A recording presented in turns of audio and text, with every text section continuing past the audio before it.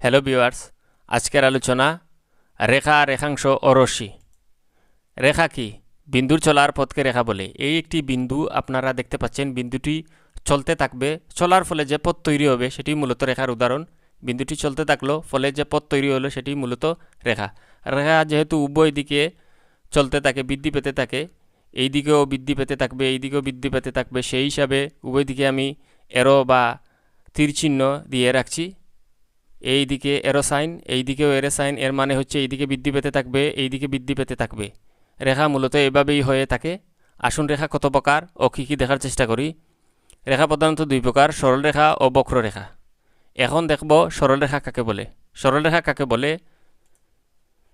এই যে আপনাদের সামনে সরলরেখার সংখ্যাটি বেশি উঠলো, যে রেখা সোজা পথে চলে কিংবা দিক পরিবর্তন করে না তাকে সরলরেখা বলে। এই যে সোজা রেখাটি দেখতে পাচ্ছেন, এটি মূলত সরলরেখা। তীর বা এরো সাইন দেওয়ার মানে হচ্ছে এইদিকে বৃদ্ধি পেতে থাকবে, অসীম পর্যন্ত চলতে থাকবে, কোথায় গিয়ে শেষ হবে আমরা কেউ বলতে পারবো না। এইদিকে এরো সাইন বা তীর চিহ্ন দেওয়া আছে, কোথায় গিয়ে এইদিকে চলতে চলতে শেষ হবে আমরা কেউই বলতে পারবো না। রেখা মূলত এভাবে হয়ে উভয় দিকে বৃদ্ধি পেতে থাকে।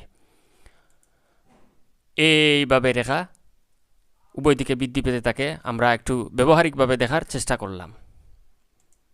বক্ররেখা কাকে বলে?